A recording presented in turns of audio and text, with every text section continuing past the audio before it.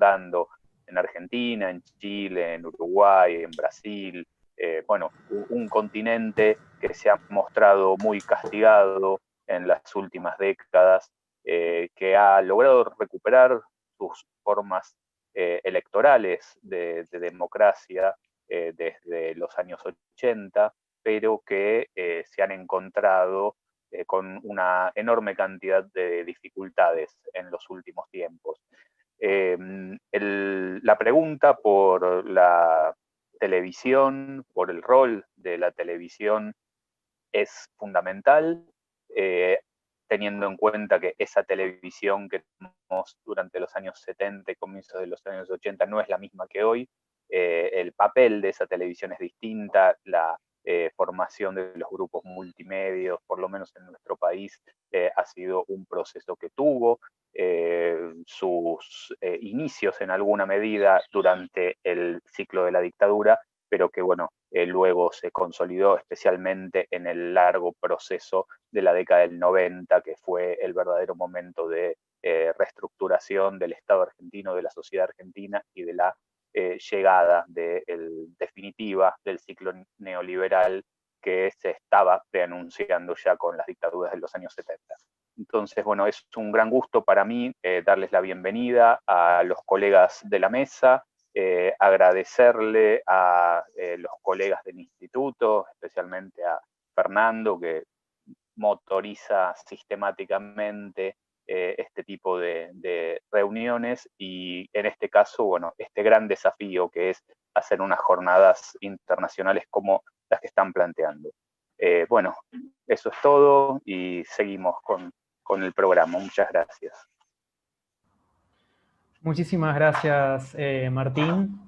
Y ahora quisiera darle la palabra a Sergio Durán, que va a decir unas palabras por parte del comité organizador de las jornadas, dando la bienvenida. Así que, Sergio, todo tuyo. Bueno, muchas gracias, Joaquín. Bueno, agradecer primero al director del Instituto, Gino Germani, a Martín, por alojar estas jornadas, si no físicamente, sí en espíritu. A mis colegas del comité organizador, a Mónica y Fernando, a nuestros conferencistas invitados y a bueno, los expositores que respondieron a la convocatoria y que me hicieron llegar sus ponencias. Quiero reconocer especialmente a mis colegas argentinos, a Fernando y a Joaquín, que cargaron la organización del evento, cargaron el peso de la organización, y les agradezco muchísimo por haberme convidado a formar parte del mismo. Honestamente me hubiera encantado estar en Buenos Aires ahora mismo, lamentablemente no es posible, pero ya habrá oportunidad de reencontrarnos. Llevo más de 10 años investigando la historia de la televisión en dictadura, en el caso de Chile, y tengo que decir que creo que esta es la primera vez que participo de un evento centrado específicamente en este tema. Que este evento además se extienda por 4 días, que cuente con tantos invitados de tanta calidad, invitados internacionales, me parece simplemente extraordinario. Como historiador de Chile, estas jornadas me llaman de un modo especial. Los acontecimientos del último año en mi país, cuyas imágenes seguramente han visto, remiten muy fuertemente a la peor cara de la dictadura militar. En este contexto han surgido cuestionamientos al papel desempeñado por los medios oficiales, particularmente la televisión, a su cobertura sesgada y a su falta de pluralismo. Todos problemas que podemos remontar a las transformaciones del sistema televisivo ocurridos precisamente en el periodo dictatorial. Por estas fechas también se está emitiendo diariamente una franja de propaganda correspondiente al plebiscito que vamos a celebrar el 25 de septiembre, cuando las y los chilenos decidiremos si aprobamos o rechazamos redactar una nueva constitución. Si bien la televisión ya no tiene el lugar central que llegó a ocupar en la dictadura, el recuerdo del plebiscito de 1988, cuando una mayoría de votantes dijo que no a Pinochet, es ineludible. Bueno, las continuidades y paralelismos suman y siguen, no es muy difícil encontrarlos, pero no es mi intención extenderme más en ellos. Sí me interesa subrayar que, dado todo lo anterior, pienso que el encuentro que hoy iniciamos es una muy buena oportunidad para poner en práctica lo que el historiador Mark Bloch llama comprensión del presente por el pasado y del pasado por el presente. Bueno, eso es todo. Muchas gracias de nuevo a todas y todos por participar y sean muy bienvenidos a las jornadas. Bueno, muchísimas gracias, Sergio. Ya tenemos como 100 personas por lo menos acá en la sala y seguramente más gente siguiéndolo por YouTube. Yo voy a ser muy breve para dejarle tiempo a los panelistas de lujo que tenemos hoy, que voy a ir presentando a medida que hablen. Un par de indicaciones. Les pido que usen el panel de preguntas y respuestas que tienen en la esquina inferior derecha de la pantalla para hacer todas las preguntas que quieran a los panelistas. Y mientras tanto pueden usar el chat para intercambiar entre todos los asistentes. Pero bueno, las preguntas dirigidas a los panelistas, pónganlas en el panel de preguntas y respuestas, así yo, después de que terminen las exposiciones, se las puedo transmitir. Cada panelista va a tener entre 20 y 25 minutos para su exposición, y luego de eso tendremos el espacio para que haya preguntas y respuestas. Como dijo Sergio, esta es una actividad inicial de unas jornadas que duran 4 días, así que los invito a revisar el programa. Hay mesas a partir de mañana y también el jueves y el viernes súper interesantes sobre historia de los medios, sobre historia de la televisión en la dictadura en América Latina, en las dictaduras de América Latina. Y tendremos también el viernes el panel de cierre con la participación de Fernando, Sergio y Mónica, así que también los invito a participar de ese panel. Bueno, sin más, quiero presentar a nuestra primera panelista. Ella es Sabina Mihelg. Sabina es profesora de medios y análisis cultural en la Universidad de Loughborough, Reino Unido. Estudió y trabajó en Eslovenia, Hungría y Alemania. Sabina está interesada en el estudio comparado de las culturas mediáticas, tanto de los medios tradicionales como de los nuevos medios, haciendo foco en el nacionalismo, la identidad, la cultura en Europa oriental y central y el contexto histórico de la Guerra Fría. Escribió extensamente sobre la relación entre comunicación de masas e identidades culturales, así como también sobre teoría comparada de medios de comunicación. Recientemente publicó el libro, aún inédito en español, From Media Systems to Media Cultures, Understanding Socialist Television, basado en un amplio proyecto comparativo financiado por la Leverhulme Trust. Esta investigación también fue la base para múltiples muestras en museos de Reino Unido, Europa continental y Estados Unidos. Así que, sin más, le dejo la palabra a Sabina. Gracias, Joaquín. Muchísimas gracias por tu excelente presentación. Quiero agradecerles a los organizadores por haberme invitado. Es un verdadero placer estar con ustedes. Obviamente, como dicen todos, sería mucho más agradable estar allí en persona, pero dada la situación, este es un sustituto más que adecuado. Y les estoy muy agradecida a todos por llevar adelante un evento tan interesante. Como dijo Joaquín, mi participación aquí comenzó a través de mi libro. Joaquín leyó el libro que fue publicado en 2018 y me invitó a participar. Lo que efectivamente haré hoy es contarles un poco sobre el libro que se llama De los sistemas mediáticos a las culturas mediáticas, entender la televisión socialista, y fue publicada por Cambridge University Press, primero en tapa dura, y la edición en tapa blanda debería salir en cualquier momento, muy pronto. Coescribí el libro con Simon Huxtable, que es historiador de medios también del Reino Unido, y les preparé algunas diapositivas para que también vean algunas imágenes. Déjenme ver si puedo compartirlas bien. Ahí vamos. Espero que todos puedan ver mi pantalla. Y ahora mostraré las diapositivas.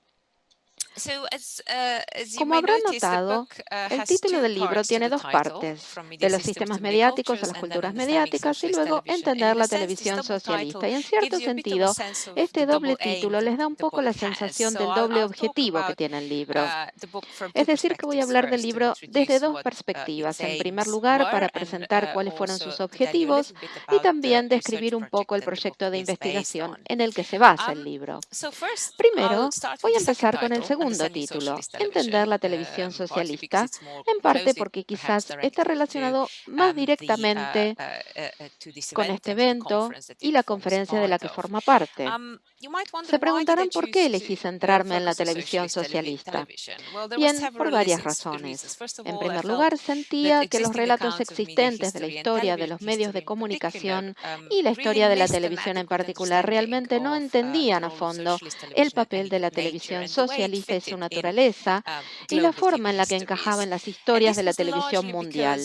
Y esto se debía en gran medida a que gran parte de la historia de la televisión que se escribía al momento en el que concebí este proyecto estaba muy influida por una clase de modelo de propaganda simplista basado en los conceptos binarios de la Guerra Fría.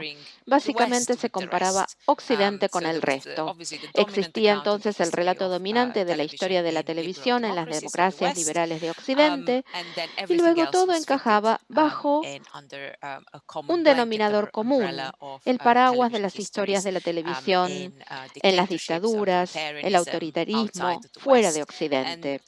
Y sentía que se entendía muy poco cuál era la variedad de experiencias e historias de la televisión más allá de Occidente, en especial en el socialismo, y que tampoco se entendían las muchas similitudes que atraviesan el concepto binario de la Guerra Fría y también la grieta Occidente-Oriente y Norte-Sur. También sentía que la televisión ofrecía un ángulo importante para entender el papel de las nuevas tecnologías de la comunicación, en este caso la televisión y el cambio social, al tiempo que ofrecía una visión de la relación entre la política, los medios de comunicación y la sociedad bajo un régimen autoritario. Y esto es algo que en realidad no esperaba tanto cuando empecé a pensar en el proyecto, de lo que ya hace más de 10 años, en un momento en el que tal vez sentíamos que la democracia liberal estaba aquí para permanecer para siempre. Pero obviamente a medida que el proyecto avanzaba y los acontecimientos políticos conducían a un papel más amplio y más prominente del populismo y el autoritarianismo en todo el mundo, se hizo evidente que mi proyecto se trataba cada vez más no solo de la historia, sino también lamentablemente del presente. Tuve la suerte de obtener financiación para el proyecto porque nunca hubiera podido realizar el estudio comparativo de la televisión socialista en Europa del Este con mis propios medios. Mi plan era cubrir 5 países: Yugoslavia, la Unión Soviética, Alemania del Este, Polonia y Rumania, indicados en el mapa. Recibí fondos del Leverhulme Trust, lo que me permitió contar con 3 investigadores, así como con varios traductores y entrevistadores locales para ayudarme. En primer lugar, Simon Huxtable, que participó en el proyecto durante más tiempo, Alice Barden, que es originaria de Rumania e investigadora de medios visuales, así como una especialista en estudios de televisión polaca, Silvia Szostak. Juntos viajamos por Europa del Este para recuperar una variedad de fuentes de archivo. Realizamos análisis de programación, de horarios y un extenso conjunto de entrevistas de historias de vida con el público, porque sentíamos que era otro elemento que realmente faltaba en las historias existentes. Así que de esto se trata, entender la televisión socialista, esa parte del título de mi libro. Ahora, ¿qué pasa con la primera parte del título del libro?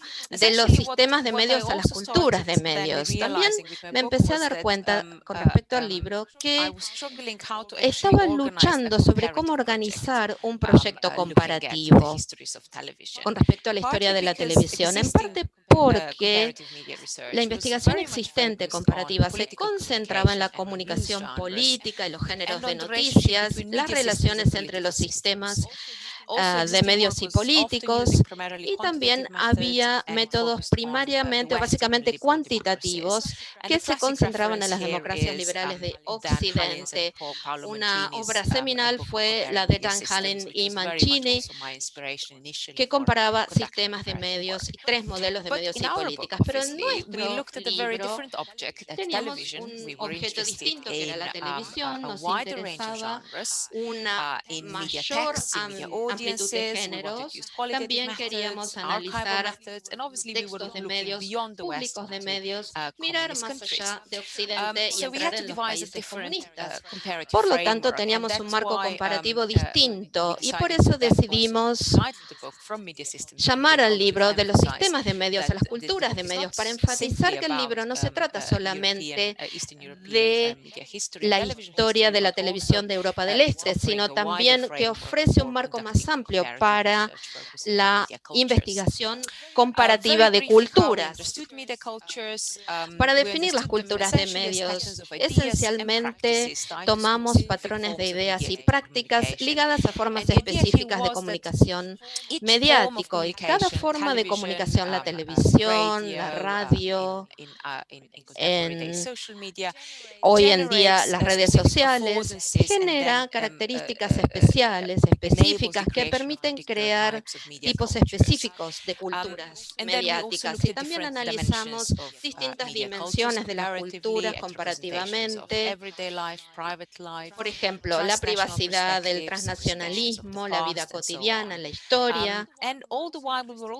Y también nos interesó en todo el proyecto en ver cómo esta cultura se relacionaba con las implicancias más amplias relativas a la política, la economía y la cultura en cada país. Este es el marco amplio, y después lo aplicamos a la televisión socialista. Por el resto de la charla voy a darles brevemente un sentido, una idea del tipo de análisis que realizamos. Y durante todo el análisis tratamos de responder a una gran pregunta, que es la que ven aquí. El lema fue tratar de entender en qué medida las autoridades comunistas pudieron utilizar la televisión como medio para hacer llegar o transmitir sus ideas revolucionarias o promover la ideología comunista. No fue el caso de que la televisión, como con su tecnología particular, utilizó formas particulares en el entorno doméstico. De alguna manera, con estas características, puso en movimiento una dinámica en parte independiente de la agenda comunista, que permitió que los públicos interactuaran con las ideas comunistas a su propio modo también. Esta es la pregunta de apertura. A medida que trabajamos con el material, resultó obvio que esta pregunta en sí creaba quizás una falsa dicotomía, y que la respuesta estaba en algún lugar intermedio. La televisión la vemos no como un medio que iba de las autoridades hasta el público, sino como un medio donde se anclaba de alguna manera la idea de normalidad y estabilidad, de una base de socialidad compartida, con consecuencias ambiguas. Yo sostengo que la televisión de alguna manera ayudó a sostener la normalidad y estabilidad del régimen comunista, pero al mismo tiempo abrió formas de debilitarlo paradójicamente. Quisiera comenzar por el principio. A primera vista, la televisión, cuando se introdujo en estos países, ofreció un medio potente y único de hacer avanzar la revolución comunista. La televisión no depende de la alfabetización, la gente no necesita saber leer o escribir, puede distribuir mensajes a una población muy amplia que no necesita estar alfabetizada, utiliza algo muy atractivo, que es la combinación combinación de sonido con imagen, lo cual lo hace muy accesible e interesante. Combina muchas formas culturales y distintos géneros, de modo que se puede mostrar una grabación de un ballet, una ópera, o también distribuir un discurso político, por ejemplo, o compartir entrevistas a líderes políticos para que compartan sus sensibilidades y sus gustos. También se usó como un medio doméstico por la capacidad de llegar a los ciudadanos en su hogar. Los políticos y los líderes no tenían que ir de casa en casa para llegar a la gente y transmitir estos mensajes tan potentes. La promesa de lo vivo también era muy atractivo para los comienzos de la televisión, porque prometía la capacidad de generar un sentido de participación compartida en vivo en esta especie de avance revolucionario para reunir a la gente en situaciones en vivo. Y algunos comentaristas, algunos presentadores, tenemos algunas teorías tempranas, especulaban en que la televisión podía generar una percepción realmente revolucionaria, o sea, que era un medio revolucionario porque permitiría que la gente creara una nueva visión para ver el mundo bajo una óptica nueva, alineada con la percepción comunista. Por supuesto que esto era teoría. La práctica resultó un poquito más complicada. Por un lado, nuestra investigación mostró que las autoridades comunistas y profesionales de la televisión tuvieron mucho éxito en el uso de la televisión para crear estas ocasiones extraordinarias y especiales, como estar presentes en marchas o mítines. Acá vemos una foto de una cámara que sigue un desfile el Día del Trabajo en Hungría a fines de los 60. Y esto fue muy extraordinario y eran ocasiones muy extraordinarias. Vemos como los participantes en nuestras historias, algunos recuerdan esos momentos, verlos por televisión y recuerdan que les gustaban y les fascinaba este tipo de espectáculo en vivo. Es una indicación de que en cierta medida al menos las autoridades comunistas realmente movilizaron la televisión para lograr las metas que querían. Pero no todo salió como se planeaba. Otra área en la que la televisión comunista tuvo éxito en transmitir las ideas fue en el área de las representaciones televisivas de la historia. De alguna manera la televisión se utilizaba para distribuir una especie de sentido compartido de ideales comunistas, y algunos de los programas más famosos de la televisión comunista fueron las series históricas televisivas, créase o no. Se contaba de una manera popular la historia de la Revolución Comunista.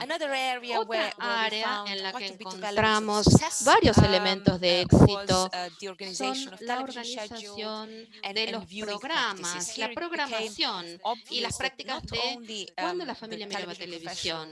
Los profesionales tuvieron éxito en organizar la programación de una manera que privilegiaba las noticias y el contenido ideológico, sino que también utilizaron estratégicamente el entretenimiento para atraer a la población a que mirara televisión, y después de que tuvieran un poco de entretenimiento, les entregaban una dosis de contenido educativo donde explicaban los objetivos comunistas. Pero no todo salió como estaba planeado. Lo que parecía bastante obvio desde la teoría, irónicamente, la televisión socialista quizás fue más popular cuando estaba menos politizada. Acá vemos una imagen de un show soviético muy famoso, Blue Flame, o llama Azul, que era de un show de variedades completamente despolitizado y que mostraba la noche anterior a Año Nuevo, que era un espectáculo muy importante en todos los países en los que investigamos. Era este tipo de ocasiones transmisión en vivo especial despolitizada en la televisión que se recuerda con más cariño, digamos, y que la gente parecía disfrutar más. Otra cosa que vale la pena mencionar es que la televisión, si bien fue un medio excelente para mostrar estos espectáculos, en cierta medida salió mal cuando mostraba cosas como la revolución de Rumania en 1989, cuando el evento de televisión comenzó habitualmente transmitiendo un discurso de Nicolae Ceausescu, pero también mostró la multitud que se apersonó al lugar personalmente y que comenzaron a vociferar en contra de Ceausescu. Fue una transmisión en vivo de lo que iba a ser un evento que celebraba el comunismo y terminó siendo una transmisión en vivo del abucheo de este líder comunista. Voy a mostrarles algunas otras diapositivas porque veo que nos quedamos ya cortos de tiempo. Otro elemento de nuestro análisis es ver cuál es la naturaleza de la programación de televisión. En este Les voy a caso, mostrar ahora un análisis un esquema de series de televisión televisiva que muestra la vida diaria. historias de Lo que todos los hicimos días. es una Cuando comparación comparamos entre los 5 países y vemos para ver cuántas series de cuántas televisión de estas series estaban dedicadas a historia y cuáles a la actualidad, tiempos actuales, especialmente en términos de la Unión Soviética. Observamos que la historia era importante. Era un género muy popular, la historia televisada, y se podría decir que tal vez esto era una debilidad, tal vez. En el caso de Yugoslavia no era así, tampoco en Alemania Oriental, donde no podían crear narrativas populares actuales. Tal vez esto sea una debilidad, como decía. Y finalmente, otra diapositiva que quiero compartir sale de nuestro análisis cuantitativo de el equilibrio entre contenido local e importado. Lo interesante aquí es ver que la proporción de televisión importada occidental en principio fue más grande de lo que esperábamos. Pueden ver ahí los porcentajes en Yugoslavia, también Rumania, Polonia, más de 50% de la televisión importada no venía de otros países socialistas como tal vez uno esperaría, sino de países occidentales. Y esto era inclusive más así en la programación general que en ficción. Esto tal vez nos muestra que la televisión socialista compartía bastante con la televisión occidental y también que no funcionaba como las autoridades comunistas esperaban. Creo, Joaquín, que tal vez aquí sea un buen momento para detenerme. Si bien tengo más diapos, quisiera cederle la palabra a los siguientes Muchas gracias, Sabina, ponentes. por tu exposición. Ahora vamos a pasar a la presentación de Grigoris. Mientras tanto, ustedes ya pueden, en el panel de preguntas y respuestas, dejar preguntas para los expositores. Bueno, paso a presentar a Grigoris Paschalidis. Grigoris es profesor de estudios culturales en el Departamento de Periodismo y Comunicación de Masas de la Universidad Aristóteles de Salónica, en Grecia. Su enseñanza y sus trabajos publicados están orientados a la teoría cultural y política, la teoría de los medios, la semiótica y la historia de los medios visuales, documentales, fotografía y televisión. Es además jefe de edición de la revista Punctum International Journal of Semiotics. Muchas gracias desde ya, Grigoris, y te doy la palabra. Thank you, Joaquin. Gracias, Joaquín. Quisiera comenzar agradeciendo a los organizadores por este gran evento web, por haberme invitado y para hablar acerca de este tema que me parece fascinante, esta idea. Deseo que este evento sea sumamente exitoso, este evento que durará 4 días. Permítanme comenzar compartiendo mi pantalla. Bien. Y trataré de ser breve. Voy a comenzar contándoles un poquito acerca de la historia detrás del tema que voy a presentar, un poco de contexto. La Guerra Fría en Grecia comenzó bastante temprano, inclusive en medio de la guerra, pero de modo bastante terrible en diciembre de 1944, cuando las fuerzas, sumadas a las fuerzas políticas griegas que habían sido organizadas por los alemanes durante la ocupación, estaban en batalla abierta en Atenas, en el movimiento popular de la resistencia, así se lo conoce, con el movimiento. Aquí entonces se puede decir que fue un comienzo en Grecia, con algunas diferencias con Polonia. Y a los comienzos podemos decir que tuvo puntos álgidos durante la guerra civil en el periodo 46-49 que devastaron al país, y un periodo que nos preocupa esencialmente actualmente serían los 7 años de dictadura militar entre el 67 y el 74. Estas 3 décadas de posguerra han sido llamados un periodo de democracia enclenque o débil griega, en el cual había mucha tensión, gran autoritarismo. Continuaba en elementos de la Guerra Fría en el ambiente y cuestiones bastante traumáticas, como ya he mencionado. En cuanto a esto, se establecieron los medios más modernos, tal vez podríamos decir, en estos periodos fuera del ámbito de la democracia. La radio, durante la dictadura de Metaxas, antes de la guerra, específicamente con fines de dar a conocer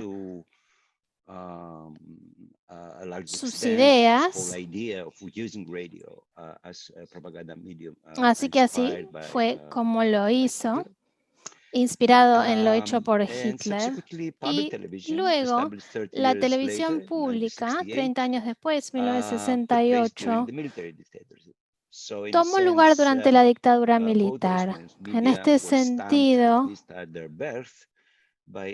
ambos cuentan con este nacimiento bastante problemático.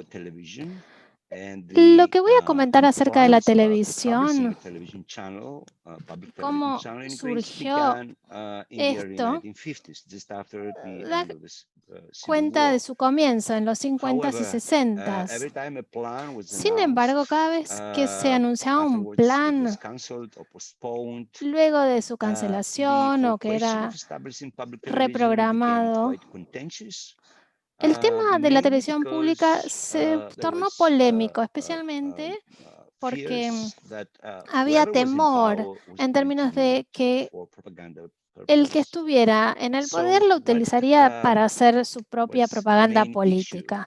Entonces, el tema central durante este largo periodo de gestación, diría que fue cuán ceñidos iban a ser los controles de la televisión, cuáles eran las garantías en términos de su independencia y, por supuesto, estaba el tema de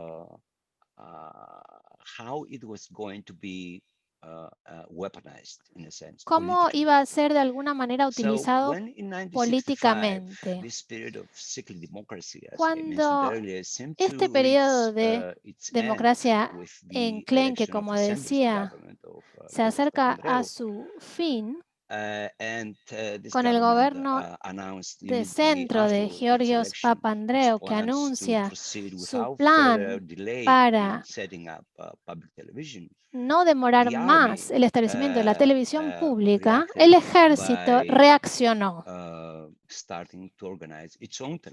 y comenzó a organizar su propio canal de radio como forma de crear, digamos, su propia voz, su propio portador de voz ante un público nacional. El gobierno de Papandreou, luego de un año aproximadamente, colapsó luego de un periodo problemático. En abril de 1967, los coroneles lo derrocaron. Luego de un año, ambos canales de televisión, de radio, controlados en teoría por el Estado y otro por el ejército, comenzaron a emitir canales de televisión. Sí. Cuando la dictadura culminó y comenzó este debate acerca de lo que ocurrirá específicamente con la televisión, luego del fin de la dictadura, hubo una visión adoptada por la mayor parte de los críticos y académicos a la que yo me voy a referir simplemente como una mirada ortodoxa, que era la preponderante durante bastante tiempo. Volviendo a lo que decía antes, durante la dictadura la televisión era básicamente el portavoz del régimen militar. Esto parece ser cierto si tenemos en cuenta los programas de noticias y otros programas específicamente de propaganda, a los que se los llamaba programas de información. Eran claramente propagandistas.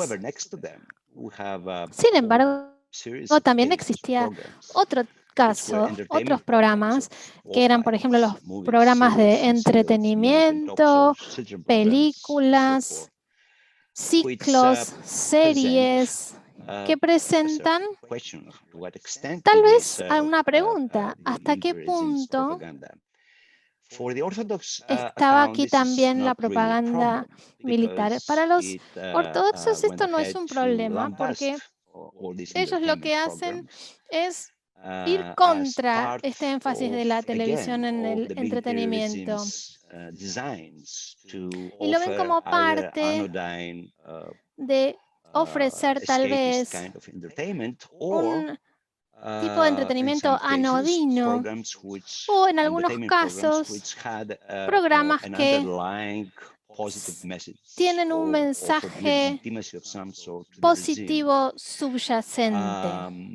Entonces, el foco especial de la mirada ortodoxa diría que está centrado en la programación de origen extranjero. En otras palabras, los programas incluidos tienen, por ejemplo, gran contenido de series estadounidenses. Pero antes de continuar con mi análisis sobre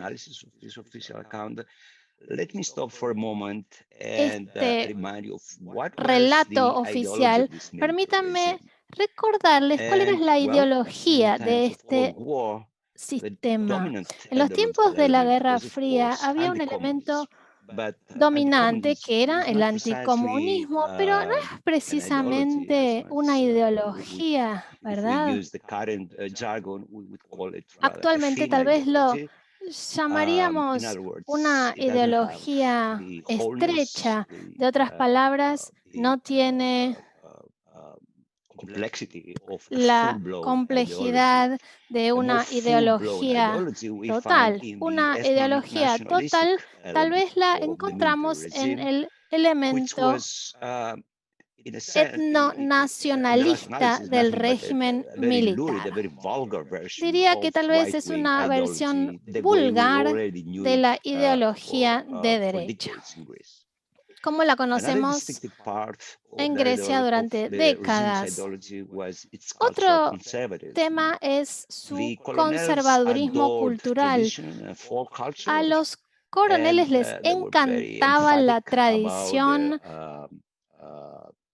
la cultura, los valores religiosos y el valor central de la familia. Todo esto estaba atravesado por un tinte antimodernista y antioccidental, en el que claramente había un elemento de propaganda, en el que se combinaba el anticomunismo con un mayor énfasis en un antioccidentalismo en términos de una congruencia sobre lo percibido como tendencias actuales en Occidente. Entonces, era un mensaje mixto de algún modo, en sentido de que el régimen tenía en cuenta ambas visiones, aunque por supuesto, en esencia, era sumamente una parte miembro de naciones como naciones de Occidente o la OTAN.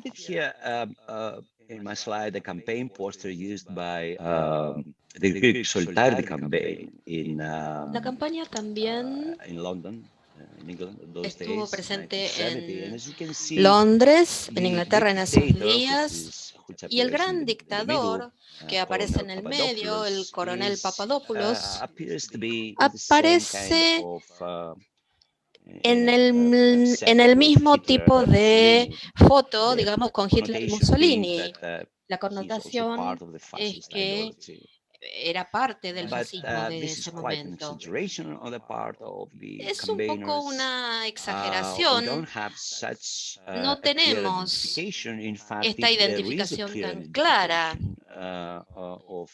del régimen militar con algún tipo de ideología, de polo ideológico más claro, pero lo que se nos recuerda constantemente es que teníamos que ser fieles a Metaxás, a esa ideología y régimen. Pero Metaxás también, si bien era un régimen fascista o semifascista, para ser precisos, fue un régimen que resistió los ataques tanto de Italia como de Alemania. El principal objetivo de mi investigación en los últimos 3 años fue tomar esta visión ortodoxa y comenzar a verla de un modo más concreto. Y avancé en 2 direcciones. La primera fue analizar sistemáticamente la programación de entretenimiento televisivo durante este periodo, de 1967 a 1974, y me enfoqué específicamente en las series y ciclos porque eran la categoría de programas más popular. Y por otra parte, me concentré en cómo la televisión, cómo se construyó la idea de televisión, qué era lo que se decía de la televisión antes y después de ese momento. En cierto sentido, mi objetivo principal fue ver qué había exactamente en la televisión, o la caja, como se la llamaba. Todos hablaban de ella, pero nadie hacía o ni hizo un recuento o dio cuenta sistemáticamente y detallada de lo que había. Ambos canales de la dictadura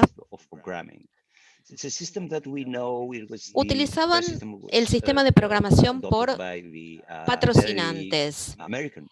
Es un sistema que tiene sus orígenes en la televisión de Estados Unidos y que se abandonó hacia fines de la década del 50 por los escándalos. Este modelo le daba una libertad absoluta a los publicistas para elegir los programas y para que los producían. Entonces, por ejemplo, los funcionarios del ejército que administraban ambos canales no tenían un control directo sobre la parte principal del programa, que eran los programas importados. Por otro lado, lo que los publicistas o quienes pagaban, digamos, la televisión eran los que elegían lo que eran las series más populares. Hubo un total de 200, de los cuales un tercio aparentemente fueron británicos, franceses, australianos y 2 tercios estadounidenses, entre el periodo de mediados de los 60 a comienzos de los 70. La mayor parte de estos programas, de estas series estadounidenses, infundían o estaban imbuidas de las ideas y valores de la generación del 60, como la igualdad de etnias y género, roles familiares más simétricos, multiculturalismo. Todos estos mensajes correspondían a formas más democráticas de ciudadanía. A este respecto, a pesar de que tenían la programación, nunca pensaron en que la televisión de esos años, de alguna manera, fue un medio de transferencia cultural masiva de ideas culturales que eran totalmente opuestas a las del régimen imperante. A comienzos de 1972 empezamos a tener una reducción gradual pero constante del porcentaje de programas importados, porque cada vez más la gente elegía series nacionales. Este desplazamiento se debió principalmente a 2 series, una un melodrama de guerra y otra una historia familiar. Ambos coincidían con la visión ortodoxa imbuida de estos valores de propaganda del régimen. Pero yo hice un análisis textual y contextual muy detallado en uno de mis artículos. Ahora no voy a presentar muchos detalles porque no tenemos tiempo para eso, pero la conclusión es que cuando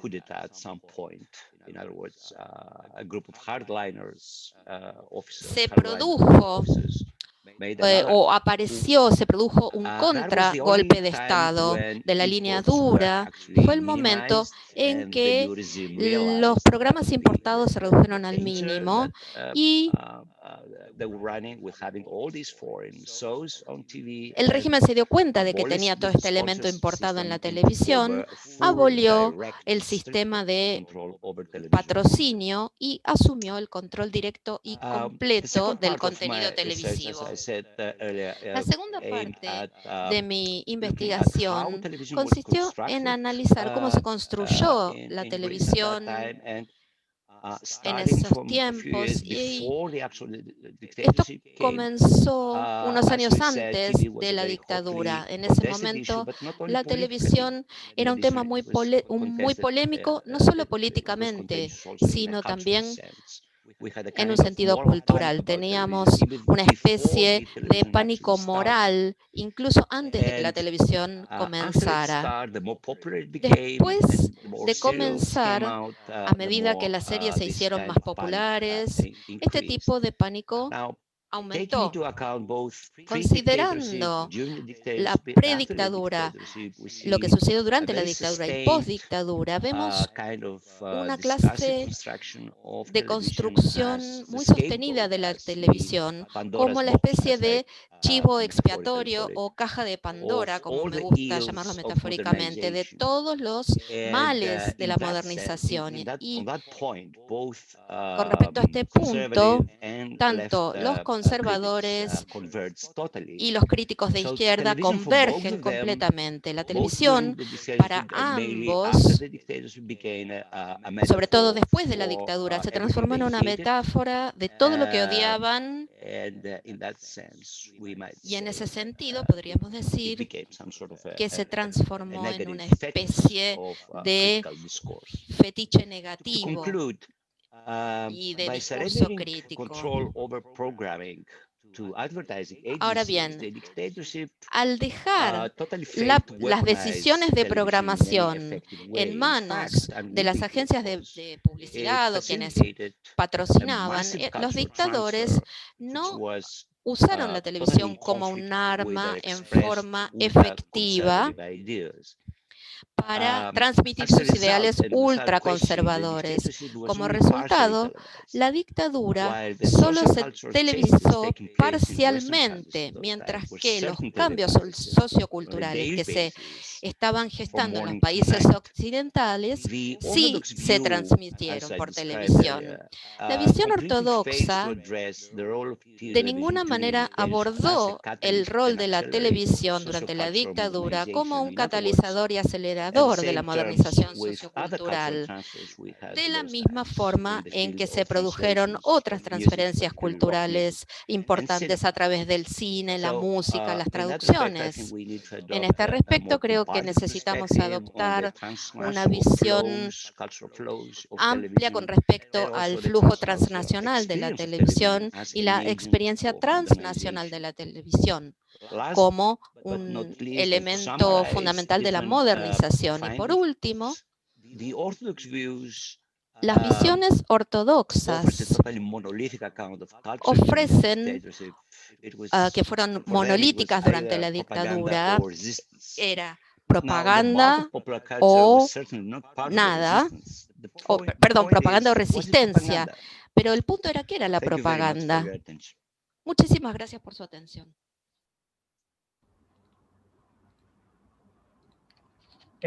Muchas gracias, Grigoris. Ahora voy a presentar al último de nuestros panelistas. Les recuerdo que, como bien están haciendo, vayan poniendo las preguntas en el panel de preguntas y respuestas. Yo, cuando terminen las exposiciones, voy a tratar de sintetizar todas las preguntas que pueda y voy a volver a darle la palabra a los panelistas para que respondan. Si pueden apuntar ahí a quién le hacen la pregunta específicamente, si es para alguno de los panelistas, mejor. Bueno, quiero presentar entonces a Juan Francisco Gutiérrez Lozano. Juan Francisco es profesor titular de periodismo de la Universidad de Málaga, es doctor en periodismo. Es doctor en periodismo por una investigación sobre la memoria televisiva en Andalucía, que obtuvo el premio RTBA a la mejor tesis doctoral. Ha dirigido proyectos de investigación nacionales y autónomos y es autor de El encendido analógico, 2014, La televisión en el recuerdo, 2006, y coeditor de La comunicación social durante el franquismo, 2002, y La calidad periodística, 2013. Ha contribuido en monografías como An European Television History, 2008, Transnational Television History, 2012, y Popular Television in Authoritarian Europe, 2013. Pertenece también al consejo editorial de View, Journal of European Television History and Culture. Te doy la palabra a Juan Francisco. Muchísimas gracias. Muchas gracias. Buenas tardes para la mayoría de asistentes y buenas noches desde España. Lo primero, quiero agradecer, por supuesto, la invitación para compartir este rato con tantos colegas como los panelistas invitados, así como con el resto de personas interesadas en estos asuntos que, como decían mis compañeros, son muy interesantes y, como dijo alguien al principio, creo que es un placer que vayan a compartir tantos días reflexionando sobre televisión y dictaduras. En principio, voy a intentar compartir la pantalla. En mi presentación, que además, como la he tomado con mucha ilusión, quizás me haya sobrepasado en los objetivos que quería contar. Lo que voy a exponer, sobre todo, son los resultados de las investigaciones que me han llevado a tratar estos asuntos desde el marco, lógicamente, español. En este sentido, las tres líneas que me gustaría tratar son aquellas relacionadas con tres trabajos que he hecho a lo largo de mi trayectoria académica. El primero es la tesis doctoral, que lo que hizo fue un intento de recuperar las fuentes orales, la audiencia a través de la memoria televisiva de los primeros espectadores en Andalucía. Luego, a partir de esta primera investigación, profundicé más en cómo había sido representada los inicios de la televisión en la dictadura y su primer desarrollo hasta la implantación masiva en la prensa regional también, una prensa controlada por la dictadura, pero que sin embargo tenía fisuras por donde calaban algunas perspectivas críticas o que se alejaban del modelo normalmente tradicional de contar esta historia, que siempre era o aparecía oficialmente como la de un desarrollo tecnológico que empujó a la modernización del país.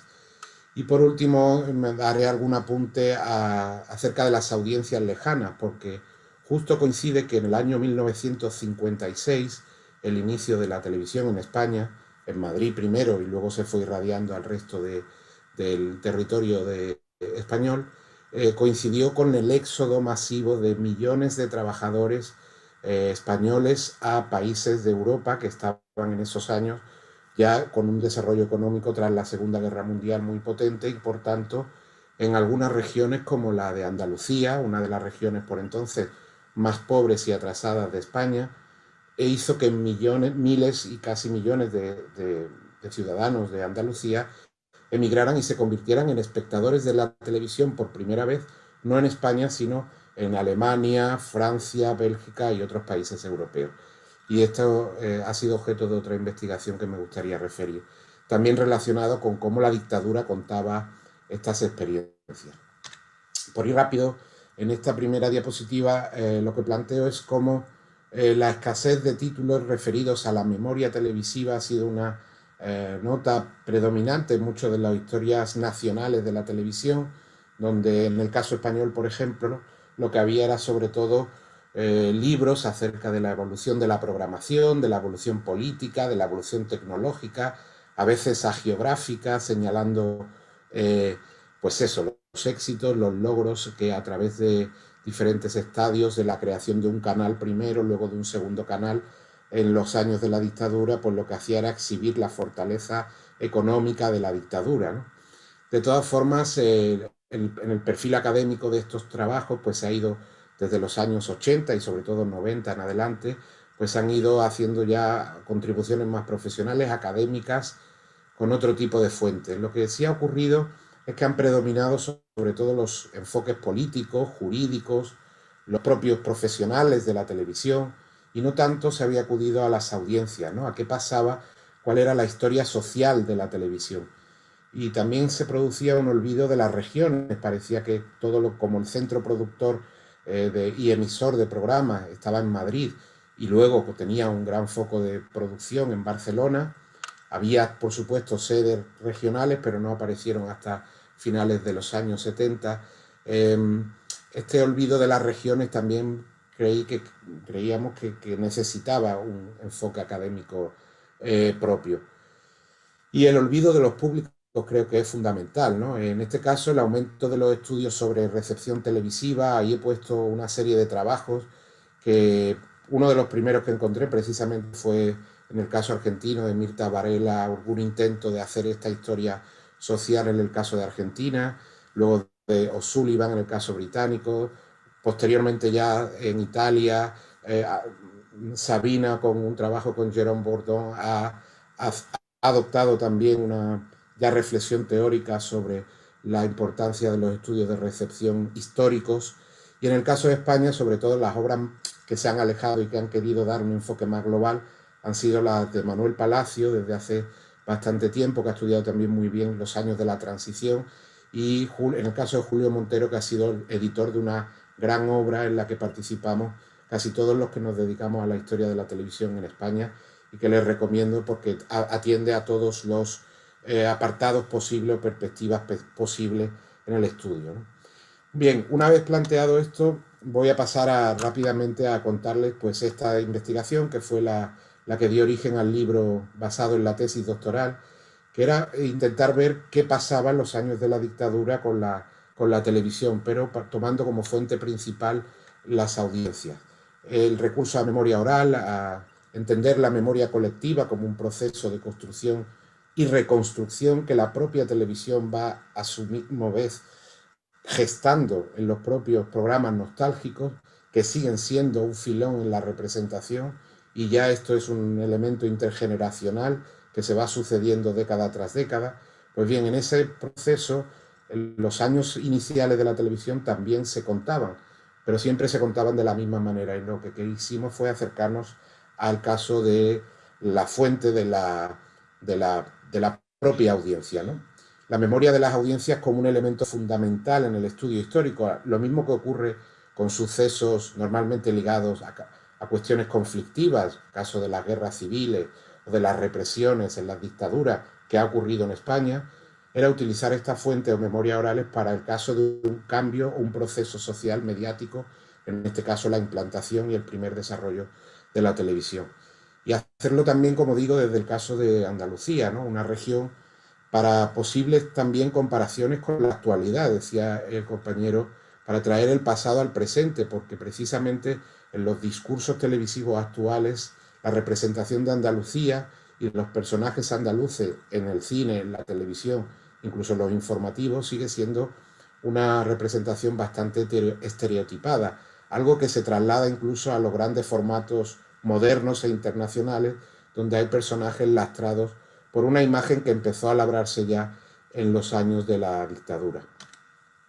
El diseño de esta investigación primera se basó en un cuestionario repartido a más de 500 personas en aulas de formación de adultos de universidades de Andalucía, y luego hicimos focus groups o entrevistas cualitativas a cerca de 100 personas en diferentes pueblos y ciudades de Andalucía también. En este sentido, lo que hicimos fue en el primer cuestionario establecer una guía de temas, y en las entrevistas de grupo profundizar en algunas explicaciones que nos dieron esos testimonios que formaron parte del trabajo de los resultados. Y como complemento hicimos una pequeña exploración en qué noticias había sobre este proceso de implantación social de la televisión en medios locales, en este caso solo de la provincia de Málaga, que es una de las 8 provincias de Andalucía, que luego completamos en un libro posterior con todas las del resto de cabeceras andaluzas. Bien, por poner en contexto, la televisión en España aparece en el año 1956, la guerra había acabado en el 39, desde el 39 al 56 fueron unos años de extrema dureza, porque fue la represión de la posguerra con el nuevo régimen de la dictadura, fueron años de autarquía, donde no había relaciones apenas con el exterior, y ese atraso económico y social era muy grave en el caso de Andalucía. Había unas desigualdades, unas relaciones laborales, por así decirlo, en una economía profundamente agraria, donde recordemos, por supuesto, que la dictadura estaba marcada por un fuerte sesgo ideológico también, marcado también por el peso de la religión católica, Y en este sentido, lo que ocurrió después, en los años 60, justo casi de manera paralela a la televisión, fue el proceso de aperturismo de la dictadura. La dictadura empieza a establecer relaciones diplomáticas con el exterior, sobre todo con el mundo occidental, lógicamente, y empieza también a implantar planes de desarrollo económico, y hay un rápido cambio social que va paralelo al desarrollo de la televisión, con el crecimiento urbano, el éxodo rural a las ciudades, la emigración hacia Europa, que era el siguiente proceso, un proceso también paralelo, el turismo, que en zonas como en Andalucía, tenemos caso, en el caso de Málaga, fue sin duda singular, la expansión del turismo a finales de los años 60, con la llegada de turistas europeos que también iban haciendo cambiar la sociedad. Pero estos cambios, lógicamente, sociales no fueron extendidos de forma homogénea. No es que la sociedad se hiciera rica de pronto, sino que, lógicamente, fue un avance pues, muy desigual. La dictadura abre así lo que se llama el aperturismo del tardo franquismo, y la televisión tiene un papel ahí, digamos, interesante, en el sentido de que por un lado era demostración de la modernidad, pero al mismo tiempo también era demostración de la resistencia y del peso ideológico. Una televisión, recordemos, controlada, por supuesto, por la dictadura, pero la dictadura iba cambiando también. Se habla de las familias del régimen, donde había familias en el sentido de grupos ideológicos más ligados a lo religioso, otras más ligados a lo político, otras más liberales en lo económico, y de estas tensiones surgió una televisión también muy particular, con influencia de los productos extranjeros y también con los informativos propios, ¿no? Y los espacios más controlados, por así decirlo, por supuesto los informativos con la censura. Bien, esto es el medio local de Málaga, donde en el año 61 ya se instala la televisión para toda Andalucía, varios años después, casi 5 años después del inicio de la televisión. Esto hacía que la señal pudiese llegar, y ya vemos cómo en la prensa pues, se hace eco de este despliegue. Perdón. En el año 59, Barcelona fue la gran capital que tuvo su punto de centro emisor y también productor de programas. También le servía a la dictadura para emitir conexiones o poder conectarse con la señal de Eurovisión, las señales europeas, y poco a poco el proceso fue gradual. En el caso del UHF, en el año 67, aparece una segunda cadena que era más dedicada a programas culturales, y hubo un centro territorial ya en Andalucía que se instaló para la producción de noticias en el 71. Pero por eso digo que los años finales de los 50, pero sobre todo la década de los 60, es crucial en este sentido para ver el arraigo. Ahí ven algunos de los anuncios como la prensa reflejaba, la prensa en Andalucía, la venta de televisores, ¿no? con imágenes tópicas de lo andaluz. Y de la recolección de los testimonios, de la memoria de los espectadores, sin embargo, aparecieron algunos elementos que no solían aparecer en las historias oficiales. De un lado, los testimonios están cargados de que en una con población tan empobrecida y con tantas dificultades económicas, la televisión era un lujo. No se empieza a popularizar hasta finales de los 60. Demostraba que la decisión paterna del matrimonio, como mucho, pero sobre todo de los hombres en una sociedad donde las mujeres estaban en franca desigualdad, lógicamente legal incluso con respecto a los hombres, era una decisión para el entretenimiento familiar. Igual que ocurre ahora con las nuevas tecnologías, los niños tuvieron mucho que ver en ese hecho de propagación tecnológica, porque lo que se hacía era intentar contentar con la programación infantil, que era muy potente, a los niños para que vieran la televisión. En el caso de Andalucía eran muy populares, como en los pueblos llevaban tiendas o vendedores ambulantes de aparatos de televisión, una cosa que lógicamente en la prensa no aparecía, y por supuesto era un modo de pago aplazado, que pagaban una televisión a lo mejor durante años. De todo eso está lleno el recuerdo de los primeros espectadores de la televisión. Incluso otros electrodomésticos más necesarios, como las lavadoras o los frigoríficos, se aplazaban y se prefería invertir en una televisión. Y eran unos hogares que necesitaban otras comodidades y sin embargo se antepuso. Y lo que sí llamó mucho la atención también en la recolección de los recuerdos es las relaciones de vecindad. Y hay una viñeta de humor gráfico que viene a representar, ¿no? Que era que cuando había partidos de fútbol, luego hablaremos de eso en su relación con la dictadura, pues ya se formaban o se forjaban esas relaciones de vecindad, sobre todo con quien tenía un aparato televisivo, que eran pocos, por supuesto, al principio. Los bares, en este caso, sin duda, era una cosa que tampoco aparecía en la historia más oficial de la televisión. Se convirtieron en unos espacios de sociabilidad esenciales en el ámbito rural. Eran sitios donde además se organizaban los trabajos del campo, donde los jornaleros recibían cada día sus encomiendas, ¿no? Para ir a trabajar a los cortijos o a las casas de campo. Y en estos bares al principio, aunque si bien no estaba prohibida la presencia de las mujeres, era muy difícil que las mujeres estuvieran en un bar. Ahí ven una imagen de una viñeta gráfica donde se muestra esto, ¿no? Que digo. Y sin embargo la televisión rompió, fue un elemento también de modernización social en el sentido de que se comprendía que las mujeres quisieran acceder al bar porque era un sitio donde había televisión y por tanto podían disfrutar de estas emisiones. Y de este modo fueron apareciendo incluso nuevos espacios de sociabilidad que lógicamente influyeron en las relaciones sociales. Sin embargo, ya ven, ahí tienen algunas de las representaciones, las relaciones de género y televisión, la verdad que marcan mucho la memoria de estas primeras audiencias, ¿no? Sobre todo por el peso de la religión, cuando había un fallecimiento, por ejemplo, de un allegado, pues ahí está marcada en la memoria cómo se apagaba la televisión como respeto al luto, y eso pasaba también cuando había algún fallecimiento de alguien del régimen, ¿no? En este caso, cuando Franco murió, pues hubo luto también televisivo, pero esto se pasó también así a la televisión. Y lógicamente las retransmisiones religiosas eran muy importantes, aparte de las de entretenimiento, folclóricas y demás. Hubo un intento político ligado a la sociabilidad precisamente para intentar contener esta posible democratización de los espacios donde ver la televisión, que fueron los llamados teleclubs. Esto fue una copia del modelo francés de cineclubs, en la que la dictadura y el ministro de propaganda se propuso suministrar de televisores por parte de la dictadura a los pequeños pueblos que no tenían este acceso.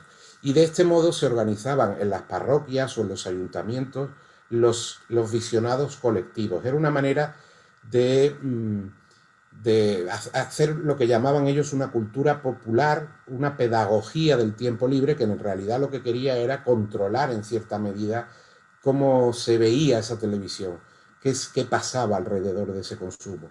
Ahí arriba en la primera frase pongo como una mujer, los testimonios recogidos decía que era un invento del ministro de Información para que hubiera por lo menos un televisor en los pueblos, ¿no?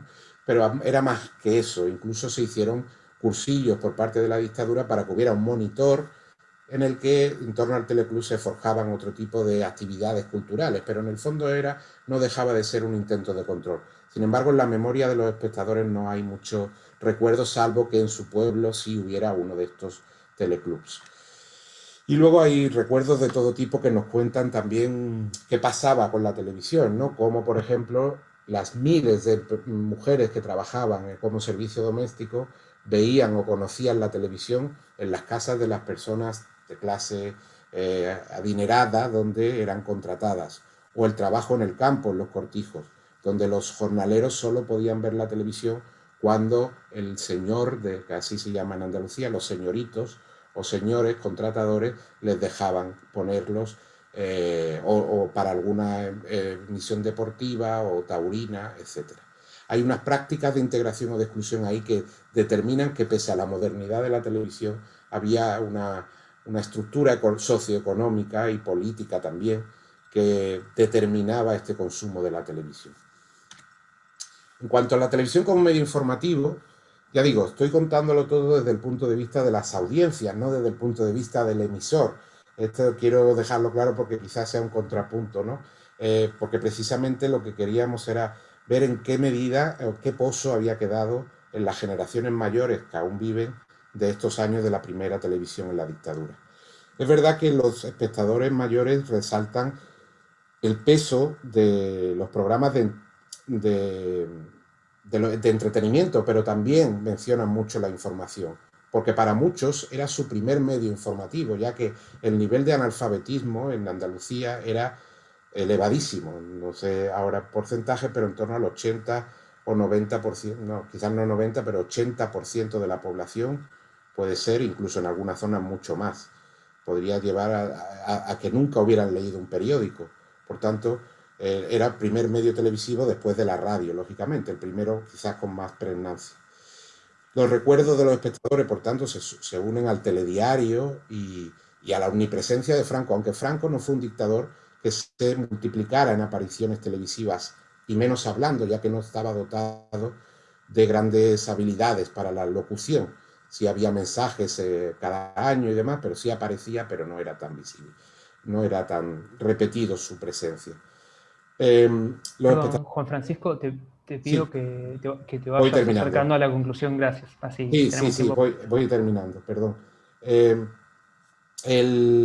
Las retransmisiones de los acontecimientos mediáticos son asociadas a sus vivencias personales, aquí ven los fundamentales, y luego sí hay algo que me gustaría decir ya para concluir, las series más recordadas, donde hay una mezcla de series de producción española y series americanas, donde la dictadura también los utilizaba. En este caso, Bonanza, por ejemplo, era una serie que era muy conocida, o La Casa de la Pradera, que en realidad era o contaba historias relacionadas con la propia vida en el campo de estos espectadores andaluces, donde ahí se establece otra conexión. Voy a saltarme algunas diapositivas. El fútbol, por supuesto, era un elemento donde se puede determinar o se puede diseñar un patrón acerca de si la dictadura lo utilizó para callar o amansar a las masas. Esto hay un debate intelectual muy interesante. Los toros también, en el caso de Andalucía, con una gran afición masculina pero también femenina y con grandes estrellas televisivas en forma de taurinos. Y luego, como le decía, en este caso quisimos esos recuerdos trasladarlos al estudio de la prensa. Ahí tienen el libro El encendido analógico, donde vemos esa extraña pareja entre cultura popular tradicional y televisión, como voy a saltarme, como los medios en su irradiación en Andalucía fueron contando poco a poco cómo los ancianos, las personas mayores, a través de la religión, iban conociendo la televisión y cómo esto se convertía en un acto que la imagen oficial de la dictadura vendía como un avance. Para terminar esta parte y ya dejar tiempo al debate, porque no voy a poder contarlo todo, simplemente quedarme con este programa. Esta asociación de la dictadura con la televisión popular llegó al punto de que ya a finales de los 60 hubo un programa de respuestas y preguntas, un quiz show, que se llamaba Un Millón para el Mejor, donde llegó a participar un alcalde de un pueblo andaluz, se convirtió en ganador. Lo que hizo hacer una asociación casi predemocrática de lo que era la aclamación popular de alguien que no había sido elegido democráticamente y sin embargo se convirtió en un héroe popular porque había ganado en televisión. Y en este sentido, la televisión, ya con esto concluyo, en la televisión en la dictadura en España se convierte, ya digo, en un elemento de modernización, pero que más allá de eso, quizás como decía el compañero, la paradoja está en que no fue tanto lo que permitió que perdurase la dictadura, sino de que preparase a la población hacia un cambio que al final de la dictadura pudo llevar a la transición pacífica y a la democracia. Y en este sentido, la modernización española no se entiende sin estos elementos de la televisión. Y nada más. Ya dejo, si quieren echar un vistazo al proyecto de los emigrantes, Aquí tienen un vídeo de YouTube donde ven un ejemplo de lo que hicimos en España, pero con el proyecto Las Audiencias Lejanas, donde se ofrecen recuerdos de los españoles que emigraron durante la dictadura acerca de sus recuerdos en el exterior. Me callo ya, perdón por la extensión en mi verbo y quedo pendiente para cualquier pregunta o debate. No hay ningún problema, Juan Francisco, te agradezco muchísimo. Ahora yo voy a sintetizar algunas de las preguntas que fueron apareciendo para los panelistas. Hay un montón de preguntas, disculpen si no voy a poder hacer todas. En principio voy a hacer algunas preguntas para Sabina y quizás decir como su presentación quedó un poco más corta, si Sabina vos tenés necesidad a partir de las preguntas de mostrar algunas de las filminas que faltaban, sentite libre de hacerlo también. Pero te hago las preguntas para que veas para dónde van las inquietudes de todo el público presente. La primera pregunta tiene que ver con la influencia de la televisión en los movimientos de renovación cultural, musical y asociados a la moda durante los años 60. Después hay otra pregunta sobre la televisión actual en Europa del Este y qué continuidades y rupturas observás en relación a tu investigación. Después hay varias preguntas asociadas a cuáles eran los programas occidentales, sobre todo de Europa occidental, que se veían en Europa del Este, y qué mecanismos de censura aplicaban sobre esos programas. Hay otra pregunta en relación con esta, que es si había programas dentro de la televisión de Europa oriental que resultaran una válvula de escape ante las formas del autoritarismo. Y hay otras dos preguntas más específicas. Una asociada a dos dibujos animados llamados Sandman y Kratek, dibujos que siguieron luego de la época de las dictaduras. Y la pregunta sería, ¿cuán importantes fueron estos dibujos animados durante los regímenes socialistas en Europa oriental? Y la última pregunta tiene que ver con que si podías profundizar en la definición de cultura mediática para los países de Europa del Este y el significado de la idea de entretenimiento. Son muchas preguntas, ya lo sé, pero bueno, podemos tener 15 minutos para que respondas más o menos, y después dejamos también unos minutos para las preguntas a Juan Francisco y Grigoris. Así que te doy la palabra, Sabina. Muchas gracias, Joaquín. Pude leer algunas de las preguntas, así que espero haber podido entender. Por favor, indícame cuando querés que me detenga. Voy a tratar de cubrirlas todas. Voy a comenzar a hablar acerca de los movimientos culturales y cómo la televisión del humo les dio forma. Es difícil a veces aislar una sola causa para las cosas. Sería erróneo decir que fue la televisión la que lo causó, pero en cuanto a información tal vez anecdótica, sí fue una fuente de inspiración. La gente aprendió acerca de estos movimientos, trató de imitarlos. Y quienes han vivido en la ex Yugoslavia mencionan que sus padres o abuelos copiaban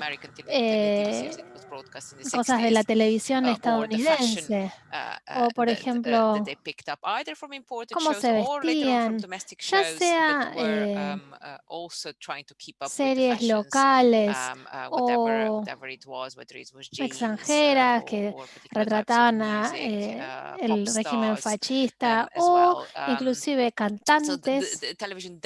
Podemos ver que la televisión de algún modo u otro sí tuvo un impacto en esto.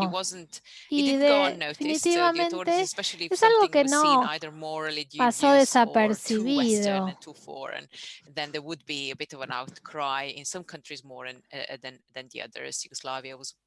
En el caso de Yugoslavia era bastante más tranquilo, pero inclusive ahí las autoridades a veces daban a conocer su descontento con estas series. Pasando a la pregunta acerca de continuidad y cortes con lo que ocurría en estos países, este es un tema delicado y es difícil de responder. Estaba viendo que me apuré demasiado, podría haber mostrado algunas diapositivas más, pero sí les voy a mostrar, si me permiten, unas diapositivas de mi proyecto actual que cubre lo que ocurre en la región hoy. Así que simplemente me referiré a esto muy brevemente. Este proyecto se llama The Illiberal Turn y estoy trabajando con esto con mi colega Václav Stetka.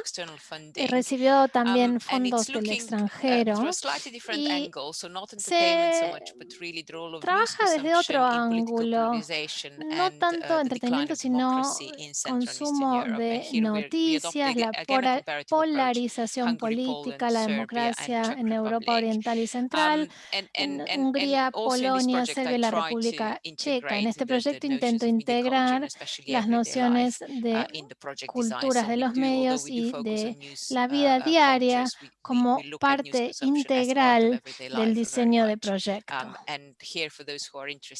A los que les interese explorar el tema aún más, pueden ingresar a este enlace que ven en pantalla. Debajo de Illiberal Turn Project website. Como decía, este tema de la continuidad y la discontinuidad es delicado y creo que a veces tal vez a uno le tienta decir que hay continuidad, porque claramente, dependiendo de qué país nosotros nos centramos, especialmente el caso de Hungría, también en Polonia, todavía en Serbia, el Estado o el gobierno sigue teniendo un efecto en la televisión. Y tal vez más marcado sea en Hungría, diría, donde los medios de oposición han sido sumamente acorralados a lo largo de los años, especialmente en tiempos de autoritarismo como estamos atravesando hoy. Es tal vez en algún punto diferente y no quiero decir esto es porque estos países tienen un pasado comunista y no pueden apartarse de su herencia. No creo que ese sea el caso. Debemos empezar a comprender este momento singularmente. Diría que hay más continuidad por ahí si vemos a los 90 o el año 2000, especialmente en las primeras 2 décadas en cuanto al nivel de cultura. Algunos de los programas más conocidos todavía eran producidos en la era socialista y también se veían en esa época. Creo que esta es una de las preguntas que hizo Octavio. Hola, Octavio. Qué bueno que estés ahí. O más bien escucharte y leer tus preguntas. Sí, es cierto, como mencionaba Kartek mencionó y Sandman son algunos ejemplos de cómics o más bien dibujitos animados producidos en la era soviética que perduraron a lo largo de la historia y fueron muy bien recibidos por el público. Entonces, este no es un fenómeno nuevo, sino que eran programas genuinamente populares.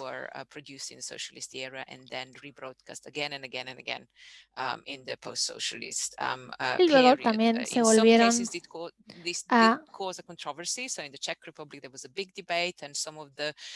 reproducir. Hubo ciertos debates, especialmente en la República Checa, de un panel de expertos que intentaban tratar si era democrático o no, pero al público le encantaba. Y uno de los segmentos de nuestro proyecto era sobre memoria. Entonces recuperamos algunos de los elementos de los que hablaba Francisco y luego yo edité junto con colegas en una publicación de creo que 2015 o 2016, no, diría 2017, nosotros observamos distintos aspectos de la memoria y la televisión, también en cuanto a la relación a estos programas retransmitidos y la información más amplia tal vez, y también la nostalgia. Rapidito, así cubro algunos otros temas. Se habló de la importación occidental, que esto es algo que también nos llama la atención. Muchas veces a la gente le sorprende ver la cantidad de producto occidental que se consumía. Y esto más que nada ocurría en el caso de los entretenimientos y esto no nos sorprende. Esperamos que sea así tal vez en términos de programas políticos o de noticias, pero de algún modo era más fácil para los profesionales importar entretenimiento porque había menos sospecha ante esto, especialmente el área de documentales. También venía mucho material del Reino Unido, especialmente Yugoslavia, pero también en otros lugares que mencioné. Entonces el tipo de programa que tal vez no tenía un tinte ideológico o no se percibía como tal, no causaba problema. Y a la vez, los motivos por los cuales esto ocurría eran bastante complejos. Y una de las preguntas estaban relacionadas con cuáles son las explicaciones de las motivaciones. Y en parte, esto tiene que ver con el hecho de que la producción local no podía dar abasto a la demanda. Y de hecho, esta era una de las respuestas. Nosotros investigamos de fuentes de archivos anteriores escritas. Claramente, las demandas del público eran enormes y superaban la capacidad local de producción. Si bien, por supuesto, era más económico producir local, esta es otra parte del motivo por el cual algunas de estas televisiones pudieron comprar productos occidentales más económicamente, especialmente para el caso de Yugoslavia, que pudo comprar programas estadounidenses también con subsidios que eran parte de una política calculada por parte de ¿cómo se llamaba? No me acuerdo ahora. Hice este trabajo y no me acuerdo. Estaba en los archivos, las agencias de información. Y era parte de su intención utilizar el entretenimiento como un medio de propaganda también. Así que bueno, no es una sorpresa que esto haya ocurrido. También, volviendo a factores locales, los profesionales de la televisión notan que así es un modo en el que se pueden atraer a los espectadores a la televisión. Y sí, sería un programa importante, pero luego tal vez pasaban algo más local, que promovía algunas ideas que eran políticamente correctas. Así que había distintos elementos. Algunos ejemplos, algunos de los programas estadounidenses que Juan Francisco tenía en su diapositiva, Bonanza también estaba ahí, The Forsyth Saga del Reino Unido, y también algunos otros eran sumamente populares en Europa, también programación francesa, muy popular, italiana, y diría que es irónico, porque mucha contenido televisivo europeo era generado y compartido en esta zona. Y es interesante observar estas sensibilidades. Hablé también de algunas diferencias. Quisiera hablar más en profundidad, pero no tengo tiempo. Aunque no sé, ¿me queda algún minutito, Joaquín? Tal vez para tratar una última. Solo 2 minutos. Bueno, a ver, mis notas. There was an interesting question about television as a pressure valve, an escape Como from válvula de escape, authoritarianism, la right? televisión un escape del autoritarismo. That's an interesting one. So to what extent Esto es was television interesante. ¿Hasta qué allowed to punto be la slightly televisión different podía ser un just poquito because, diferente the masses, so to solo speak, por needed a bit of entertainment, que las perhaps, and masas light necesitaban relief, tal vez un and a sense poquito that de they could vent alivio and they could see y slightly poder alternative messages ver sometimes mensajes aired on television. alternativos, tal vez en I televisión, think this was certainly to relajar some un extent poco. true, and Tal it's, vez esto es cierto de algún again, it's not modo, a coincidence that y no es entertainment una perhaps was an coincidencia area que where el experimentations went entretenimiento es una furthest. área en la cual Children's hubo más programming was also experimentación. La programación such. And infantil, another por area ejemplo, fue un was área sumamente actually investigada. Y programming otra on área special occasions such as New era, Year's, where even, por in the ejemplo, most la heavily programación policed relativa years al Año in Ceausescu Nuevo. Romania's in late Inclusive en 70s los and early años más 80s, you would have duros, the New Year's television programming los that would kind of programas de subtly, Año but Nuevo for local audiences quite clearly, be poking fun at claramente the communist regime. podían de algún modo burlarse del régimen comunista. Si bien lo hacían de manera sutil, los locales lo captaban. Mi colega nos comentó varios ejemplos que fueran a la vez relatados por su padre. Así que era posible, tal vez en este momento especial, enmarcado por el Año Nuevo, tal vez una sátira o de algún modo permitirse esto. Diría entonces sí que se puede aplicar esta metáfora de esta válvula de presión, ya sea como un escapismo, en algunas ocasiones sí, tal vez sí, pero no lo diría como algo generalizado, sí, en algunas ocasiones se utilizó así el entretenimiento. Y la gente también miraba las noticias, era exitosa en esta parte de la presentación y la televisión fue sumamente exitosa en términos de lograr que la gente vea las noticias. Todos miraban las noticias de algún modo u otro, o con mucha atención, si estaban de acuerdo o no, pero todos eran expuestos al mismo mensaje y hacían eran parte de este ritual social. Entonces, en este sentido, lo vemos. Y a la vez había una especie de quiebre entre la gente hacía y lo que escuchaba y lo que creía. Y aquí es donde obviamente la televisión pudo dejar colgado al sistema, digamos.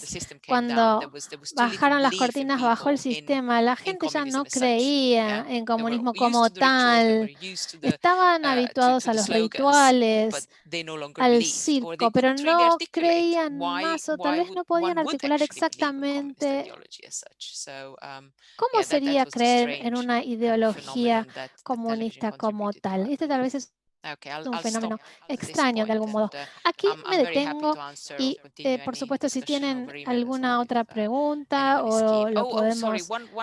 una cosita más que quería decir. Alguien preguntó si mi libro se traduciría al español. No lo sé.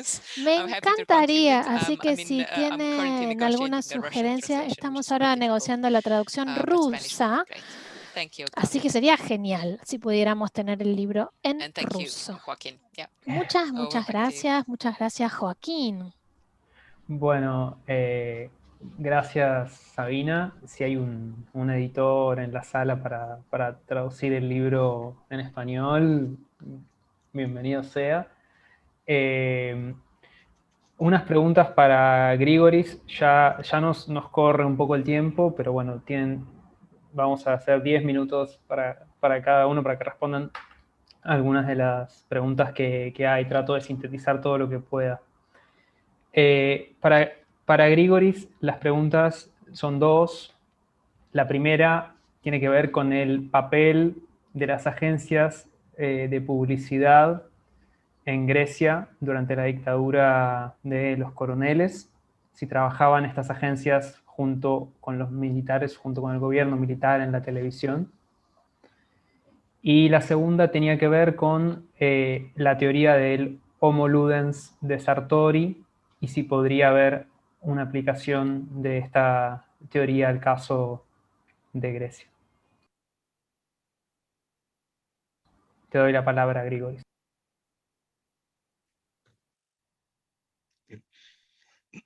Thank you again. No, the advertisers didn't work. They didn't collaborate with the regime. They were totally independent eran totalmente agents. independientes. Solo les importaba vender productos, satisfacer a los clientes en su negocio. Así que hicieron buenas ganancias a través de la televisión pública en ese momento, porque como dije, tenían control absoluto para elegir los programas que enviaban y que consideraban que iban a atraer la atención del público. Si veían que un programa no era muy atractivo, lo interrumpían y lo reemplazaban por otro. Esto realmente pasó con bastante frecuencia. Ahora, con respecto a esta pregunta, déjenme volver a Bonanza y el comentario que hizo Sabina y Juan Francisco. Creo que alguien tiene que escribir la historia cultural transnacional de estas series, porque hay historias tan fantásticas ocultas en algún punto de estas historias que tienen un efecto no buscado en las distintas culturas y regímenes donde se han visto. Yo quisiera decir algo más sobre la transferencia cultural, porque fue estigmatizado durante mucho tiempo. Fue simplemente una palabra linda para la transmisión o el inculcar la cultura, pero quisiera sacarle la culpa y el estigma a este término. La transferencia cultural es necesaria, es linda, es sana. Así que no tendríamos que ver todo en la perspectiva del imperialismo cultural. Con respecto a la segunda pregunta, asumo que se refiere a Homo Ludens, que es el elemento de entretenimiento. Todas las preguntas sobre el entretenimiento público tienen una especie de elemento principal, que es lo popular. Sea que se hable de arte de calidad en términos de entretenimiento, es arte popular también en términos de entretenimiento. La cuestión de lo popular era un problema, si quieren, importante con la visión ortodoxa que yo expliqué. Y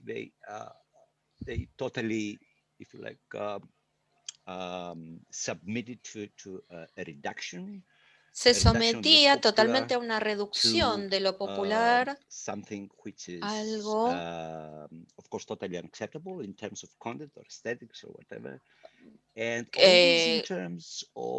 en términos de cierta manipulación. Cuando teníamos entretenimiento popular, tenía que haber cierta manipulación que nuevamente simplifica el problema terriblemente, que creo que lo central, y creo que todos los panelistas tienen una perspectiva al respecto similar, que es la experiencia popular de la televisión. Solo la semana pasada en la televisión griega empezó una serie nueva que parece ser bastante exitosa hasta ahora, que se denomina Nuestros Mejores Días y tiene que ver con la televisión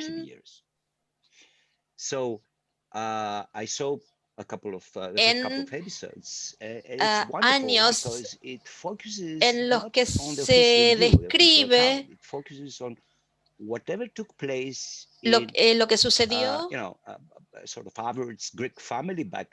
en la familia griega cuando la televisión apareció en el living room de las casas, en las salas de estar, de los hogares, y la gente empezó a ver películas, series, etcétera. O sea, tiene que ver con el origen de la televisión, tiene elementos de nostalgia, pero detrás de estos elementos de nostalgia hay un elemento de recuperar la experiencia popular.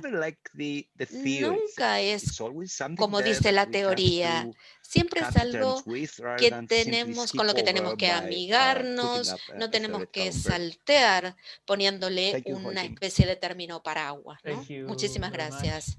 Muchas gracias. Gracias, Grigoris. Juan Francisco, no sé si vos pudiste ver un poco las preguntas en el panel, así no te las tengo que leer todas. Te doy la palabra y bueno, tenemos también 10 minutos para que puedas responder y ya hacemos un cierre. Muchas gracias. Muchas gracias, Joaquín. Espero quedar más concreto que mi exposición tan atropellada, pero que espero haya servido de algo. Recogiendo lo que decía Grigoris, el caso de Cuéntame es una serie de producción española que yo creo que el caso griego puede ser la adaptación. Se han hecho adaptaciones en Italia y en Portugal. Es la historia de una familia que llega con la televisión y que ahora en España se va a estrenar la temporada en la que la familia ya vive en 1992. Lleva 20 años la serie y es sin duda uno de los grandes éxitos populares. Y creo que enlaza muy bien con eso que decía de Bonanza, el pasado y ese hilo conductor. Y quiero, respondiendo a una de las preguntas que me decían acerca de qué queda del pasado, de esos años de la dictadura en la televisión de hoy, qué queda parte de esta nostalgia o de estos contenidos de la memoria o culturales. Yo creo que quedan dos cosas fundamentales, al menos de lo que he estudiado. En lo político, el paso de la dictadura a la democracia no consiguió en España que la televisión pública fuera considerada o fuera, al menos los poderes políticos democráticos le dieran el valor democrático que tiene la televisión. Y hay un debate continuamente entre los partidos por ver quién controla la información de este medio público. Esto es sin duda una cuestión que dura hasta nuestros días. Incluso la televisión pública no tiene un modo de elegir de manera libre a profesionales de una manera que todo el mundo coincida que es la mejor. Siempre hay una lucha política continua. Y creo que esto viene de la asociación de la televisión con el control que hacía la dictadura. Porque incluso ha habido años en los que ha habido profesionales que han hecho una televisión pública abierta. Por supuesto, en el año 90 comienzan a aparecer las televisiones privadas y las autonómicas. Pero creo que el peso de la política, esa asociación simbólica con el control de la dictadura, es muy potente con respecto al canal de televisión española. Y en segundo lugar, queda un pozo cultural que en el caso de las regiones está en el estereotipo de la televisión como explotación de imágenes no reales. En el caso de la dictadura, y ahí uno con una pregunta sobre las regiones y comunidades, la dictadura no reconocía las identidades territoriales de una manera más allá de lo folclórico, por así decirlo. Era una dictadura centralista.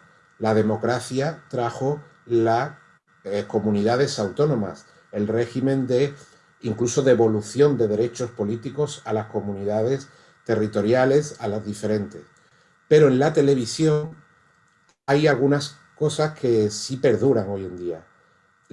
por un lado, en el entretenimiento se fomentó que la imagen de Andalucía, en los toros, los flamencos, lo más popular, fuera identificado como lo español, y así se era explotado.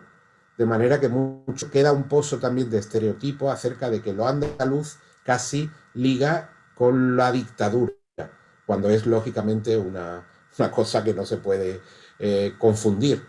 Y por otra parte, en el caso de Cataluña, que es sin duda una de las regiones con un sentimiento de identidad mucho más fuerte, regiones como eran llamadas en la dictadura, de comunidades autónomas como las conocemos hoy, en el caso de Cataluña hubo un centro emisor que producía programas para toda España, lógicamente en lengua española, pero que tuvo algunos programas en lengua catalana durante la dictadura, en los últimos años de la dictadura. Y esto, claro, era una cosa todavía anecdótica, pero es digno de señalar. Luego aparecieron las televisiones autonómicas. Tenemos 18 o 17, no tanto entre segundos canales, televisiones autonómicas en España, aparte de la... Es un sistema muy complejo, con sus propias lenguas en algunos casos. Pero creo que la región, alguien me ha preguntado, ¿la región no era importante? Sí era importante, pero era importante porque estaba callada. Lo que no ha sido importante ha sido el estudio regional. Y alguien me preguntaba también qué peso tenía las mujeres, ¿no? Y los vecinos. Yo creo que esa es la parte social más interesante, porque en la estructura de la dictadura, el someter a la mujer fue una cosa que se fue rompiendo por la normalidad del desarrollo social y que la televisión no tuvo más remedio que reflejar poco a poco. Y lo iba reflejando con artistas, en series de televisión, en programas, pero que incluso a través de periodistas que iban apareciendo en televisión. Esto se volvió mucho más importante en los años de la democracia. Y por último, creo que estoy respondiendo a todo, en el caso de las audiencias que emigraron, me parece que ahí hay un dato muy interesante, porque creo que los emigrantes españoles en aquellos años se convirtieron en la primera audiencia global y quizás tuvieron más influjo que las series o los programas que se podían ver en España. Tuvo más influjo social el que estos emigrantes retornaran a España con un conocimiento televisivo muy diferente al que había en España, con el conocimiento de informaciones de sociedades democráticas, con el caso de Alemania, Alemania occidental, lógicamente, con el caso de Francia, con el caso de Bélgica, donde podían ver que las elecciones, que los procesos democráticos eran televisados, eran contados y lo podían transmitir a sus familias. Eran unos modos de ver televisión completamente diferentes. En este sentido, estas audiencias globales, que muchas veces no entendían al principio la televisión, tuvieron un influjo muy relevante. Hay algunos que quedaron en los países de destino y otros que se quedaron allí. En todo caso, y por último, lo último ya, hay una cosa que quiero insistir que se me había olvidado, pero que creo que es el peso que quizás mayor que ha tenido la televisión, y esto de lo simbólico, ¿no? Cuando Televisión Española comienza a abrir ventanas a las regiones, empieza a emitir algunas horas al día desde cada centro territorial para las respectivas regiones. Y en el caso de Andalucía, junto a los informativos regionales, se emitían contenidos de ficción o programas. ¿A qué estaban dedicados los primeros programas a finales de los años 70, ya en democracia, que se emitieron para los públicos andaluz? Pues a los toros, al fútbol, al flamenco, y hubo una serie extranjera que se emitió de nuevo para el público andaluz, y era la serie Arriba y Abajo, la serie británica que retrataba el mundo de los criados y el mundo de los señores. Creo que esto es suficientemente indicativo de cómo arraigó de una manera muy fuerte estos elementos simbólicos que además perduran hasta las ediciones actuales de programas como MasterChef o Operación Triunfo, Star Academy y otro tipo de programas de entretenimiento. Hay algo ahí que se sembró, una semilla que se sembró en aquellos años y que ha perdurado. No sé si me queda alguno alguna pregunta más por contestar. Bueno, muchas gracias, Juan Francisco. Bueno, nos vamos quedando sin tiempo y yo quiero, en principio, agradecerles muchísimo a Sabina, a Grigoris y a Juan Francisco por este panel. Para los que hacemos historia de la televisión en Argentina y en América Latina, aprender de estas experiencias es muy enriquecedor. Yo creo que nos saca de un paradigma que se reprodujo mucho en relación a que la historia de la televisión era como el modelo comercial, que por ahí era el modelo estadounidense, el modelo de servicio público, que era el modelo británico, y creo que todas sus investigaciones nos dan una pauta de que existen una diversidad de experiencias mucho más amplia, mucho más compleja, que nos permite encontrar puntos de contacto mucho más interesantes que esos dos modelos canónicos para pensar las particularidades de la historia de la televisión en América Latina. Así que les agradezco un montón. Yo aprendí muchísimo con sus exposiciones y les agradezco mucho haber participado de la actividad. Quiero agradecer especialmente también a las dos intérpretes que hicieron un trabajo espectacular y fundamental para esta actividad, María Laura Speciali e Isolda Rodríguez Villegas. Les agradecemos un montón porque si no hubiese sido muy difícil y había una logística compleja en relación a la interpretación simultánea. Le quiero agradecer al comité organizador de las jornadas, a Fernando Ramírez Llorens, a Mónica Marona y a Sergio Durán, y particularmente a todos los integrantes del proyecto UASIT, de las aperturas en los medios de comunicación en los 80, que yo integro también en el Gino Germani, Fernando Ramírez Llorens, Diana Massín, Federico Lindenboim, Mariana Rosales, Juan Pablo Gauna, Laila Pecheni, Jimena Monicoy y especialmente también a Paola Benazay, que se estuvo ocupando de toda la parte técnica, que también era un laburo súper importante y salió excelente, así que también muchas gracias, Paola. Le agradezco también a Martina Benazay, que se encargó de los flyers y de la difusión en redes de esta actividad. Los flyers quedaron buenísimos.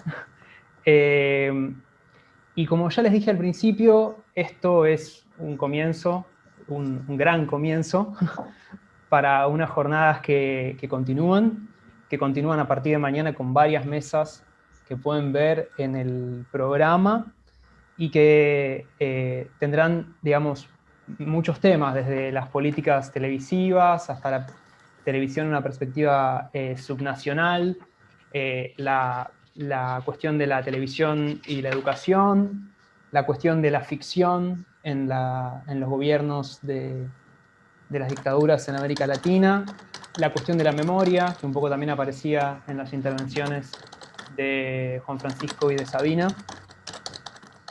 Así que los invito a participar de las próximas mesas de las jornadas y del panel de cierre, que será el viernes, y como dijimos estará a cargo de Fernando Ramírez Llorens, Mónica Marona y Sergio Durán. Por mi parte eso es todo. Si alguno quiere agregar algo, les doy el palabra, y si no, les doy las gracias a todos por